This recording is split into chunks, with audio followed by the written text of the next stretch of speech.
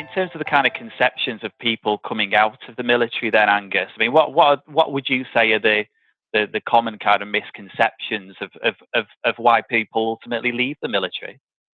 Um, from the civilian point of view, I think a lot of misconceptions is that veterans leave the army due to it being not the right place for them anymore. But I think from the veterans' point of view, a lot of the time, in my experience, is that veterans get out to be closer to family, especially if they've got children, wives, girlfriends, stuff like that. The majority of the reason is obviously the distance of them being away from that family.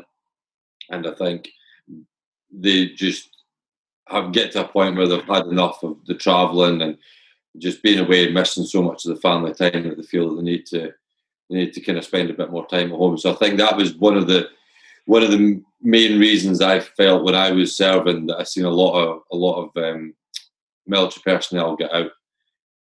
Definitely. Would it be fair to say that those were the types of factors that typically prompted you to leave at the time you did? No, unfortunately, I was medically discharged from the army. I had plans of hopefully doing the full 22 years.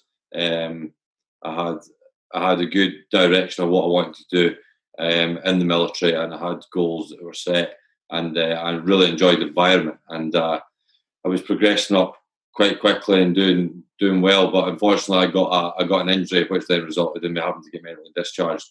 So that was the reason that I had to get out, and then I had to quickly kind of have an analysis of what I want to do and kind of redirect and focus myself on what I was going to do in civilian street. And how was that transition for you from military to civilian life? The transition, to be honest, it doesn't really hit. You get given 1 year from the point of them letting you know that you're going to be discharged from the army. You get your year, which is your resettlement phase. And in this phase is the time that the army give you to do your courses, look for work and build your CV and start networking and stuff like that, which is good. And during this time, you don't really realise actually how much of an impact and how much it's going to affect you until you're actually out. So I would say it was after about a month of getting out that it really did impact me in terms of leaving the army, because I'd been in there since I was 16. So it was quite a big shock, and it took quite a while to kind of adjust myself to civilian life. And I would say I've only just started adjusting myself now, and that's been a year and a half since I got out. And what sort of guidance were you initially provided with, Angus, when you embarked on when you initially embarked on that journey? Then, you know, were you given any advice? So you get put into a program which is a career transition partnership. It's to do with seeking employment, pretty much, and how to use your enhanced learning credits that you get given, which is money that you can put towards courses to obviously give yourself some more qualifications when you're going out into civilian street. I think it's not very well structured for people getting out, just in terms of because they don't understand the actual reality of it. Personally, I think that they need the reality of becoming a civilian to be a lot stronger, so they take it a lot more seriously, because I've seen from myself and a lot of other people that I know, they've not really taken this year seriously to utilise it as best they can. And then when they're out, they have a lot of regrets as to what they wish they'd spent the money on, courses that they'd done, and the help that they wish they'd got beforehand. Yeah, it comes up at you quite quickly then, right? Yeah, definitely. Yeah. And what would you say are the typical, what are the main kind of transferable skills between a career in the military and ultimately the career that you've embarked upon? Personally, I would say that within the army, they use very good core values, which can be transferred from the military to any job. Doesn't matter what they're doing. It could be kind of lawyer or banker down to anything. But these core values are brilliant at bringing over just punctuality, discipline, integrity, selflessness. All these values are instilled in the army since the day that they first join, right through to the day they leave. And these values, I think, are excellent for them to then take to their new workplace. And as if they install them as well as they get installed in the army, then I think that's a good foundation for them to work off of. Yeah, and in terms of, I don't know how much kind of interview experience you had when you initially sort of embarked on recruitment processes, etc. Yourself, for example, I know you've obviously taken, people take different routes in terms of going into paid employment or going down the entrepreneurial route, for example, of setting up their own business.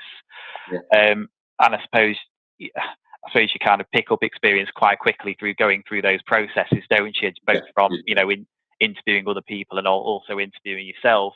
What did you find from meeting people initially, and what were the kind of key challenges that you found actually specific to the actual kind of interviewing processes, or setting up partnerships, or going about kind of setting up in those kind of early days? Is there anything you could pinpoint as being particular challenges that you just hadn't have potentially foreseen originally? And in regards to me getting interviewed by employers. Yes.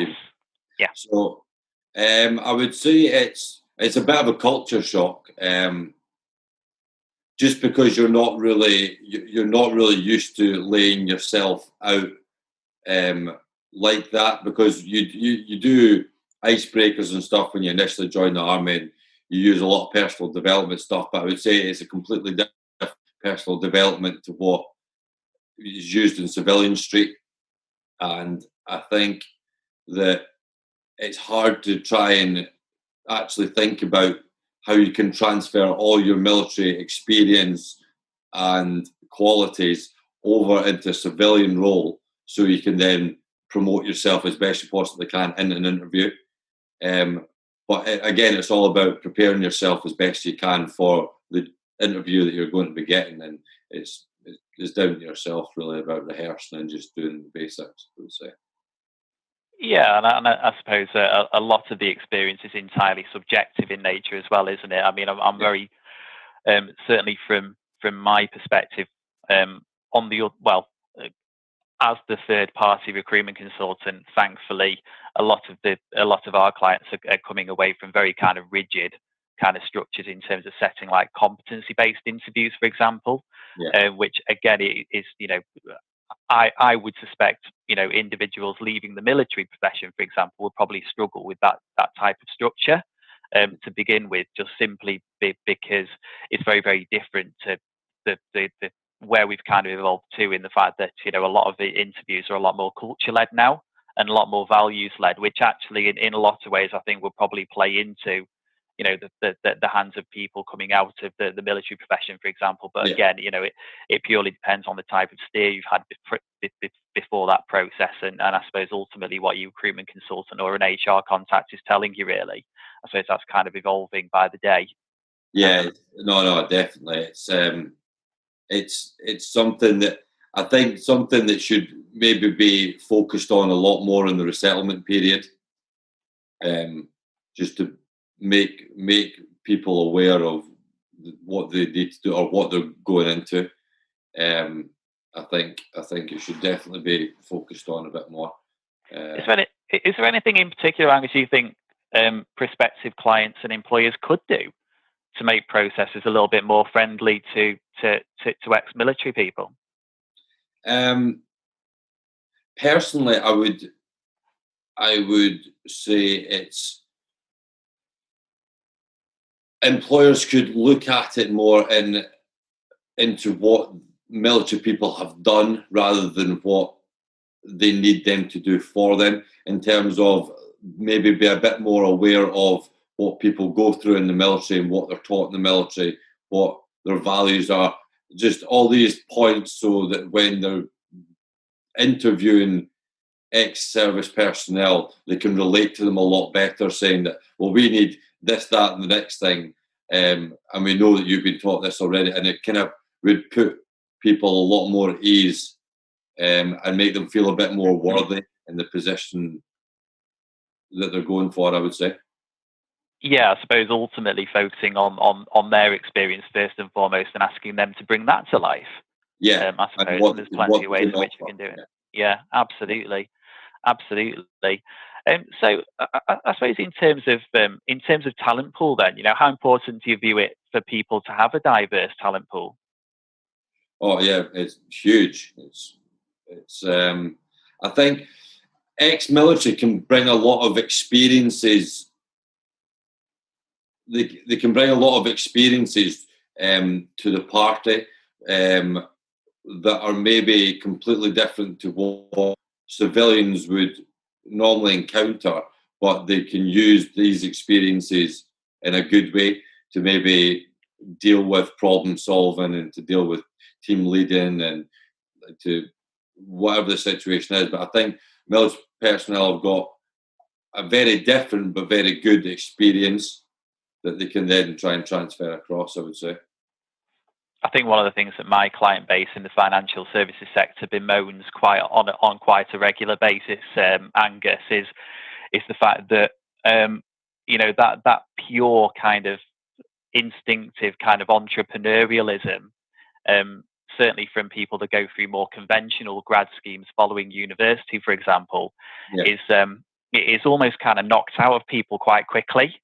yeah, I think those clients of mine that have been, more readily kind of receptive to accepting people from, slightly more um, from more left field areas than they might necessarily have previously considered, such as the military yeah, profession, have actually been, quite taken aback about, how the angles that they can provide there. Simply, a lot of the time, just down to sheer pragmatism and common sense as much as pure entrepreneurialism. yeah, It's just amazing how a lot of firms get stuck in a rut of taking a particular talent pool and yeah, take from the same pool every single time. So all of a sudden, all the kind of natural, kind of instinctive, kind of commercial spirit that people coming out of the military could have, it is ultimately quite a surprise to them. I always yeah. find that quite interesting, for No, sure. I agree. Um, so, so just in terms of, I suppose the kind of the main industries that you observe, sort of ex-military personnel falling into, there does seem to be some trends there. Then, do you think there's some areas that are potentially, are maybe kind of underserved from, that could suit military personnel quite well? I would say there's quite a lot of uh, regular professions that I would say ex-military is going to be that.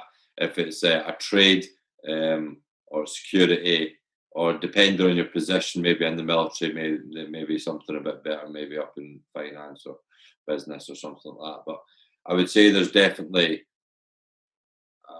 a set pattern of ex-military and veterans coming out and going to. I would say from where I am, all the veterans around my area, I would say 90% of them are all in trades. And I'm not sure if that's because it's more hands-on, it's more hands-on learning, which I know a lot of military are.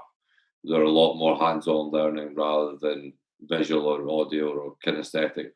But I think maybe stuff that they can use their hands-on approach that they've learned maybe in the military is maybe a little bit more appealing than to go back to the academic kind of side of things, maybe.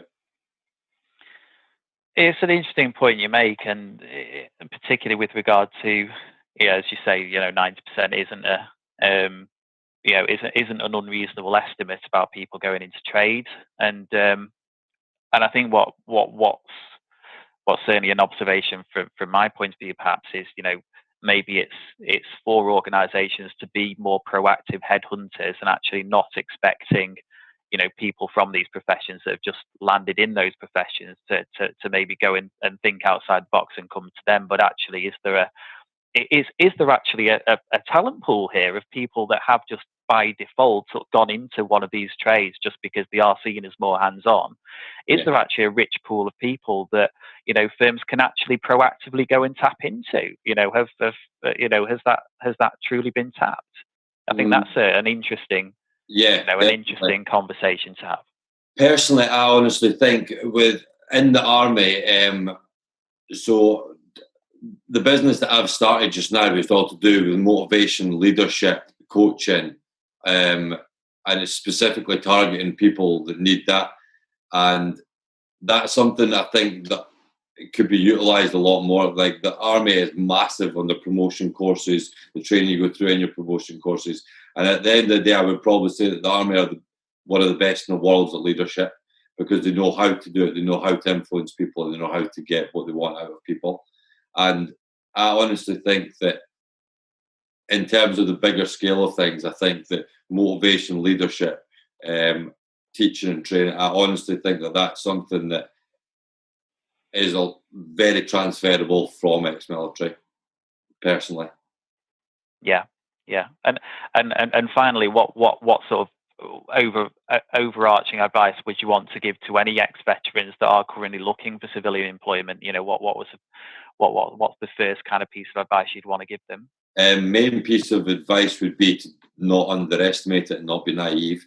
Um, I think with myself and especially with a lot of other people that I know, they've came out of the military and thought, "Oh, I'll be fine," or "Oh, it'll be okay. I'll do this," or "I'll do it," or "I'll work for a mate here," or "I'll work for a mate there," which is all fine in regards to maybe the first 6 months or first year when you get out of the military. But long term, that's probably not the best way to look at things. And I would say that they really need to come to terms with the fact that they're leaving the military early on in the resettlement period and then find out what they want to do, have a look, see what their skills are, see what they would be able to transfer over into civilian life, find out what route they want to go down, and then get the courses in that they want to do, that they need to have to get that job. And then I would say focus properly onto getting a secure job for the time that they get out. Because if they come out and they don't have the secure job, then that's when they end up getting into a rut and things start getting hard. Yeah, and I suppose procrastination is a very natural human trait, not just for the military, but anybody else for that matter, right? Yeah, It's a case of jumping on things early and understanding who can help you. I know that ex-military careers was initially set up for the very reason of helping people not just simply dart from odd jobs to the next, but actually help people at an earlier stage in the conception of their kind of civvy street journey into actually going onto a meaningful path. yeah, Because ultimately we know that's what people struggle with. yeah, Um, but that's been absolutely brilliant. I really appreciate your time, Angus. Is there anything else that any other comments you'd like to make in terms of what else is worth bearing in mind for ex-military personnel? Mm, I think we've pretty much covered everything in regards to the process of coming out and stuff like that. And just as I said before, just that people need to preempt it. I think that maybe there's a lot of different things personally that I think could be changed in that year's resettlement period. And I think there needs to be a lot more focused onto not just the employment side of things, but I think obviously the psychological side of things. Um, I think that is maybe more important because they're coming from a very institutionalized world to then just be left to go out on their own and just kind of fend for themselves. And I think that maybe getting a little bit more independence and a little bit more responsibility and making them aware of that earlier on before they come out. But apart from that, no. It's been really useful. Thank you, Angus.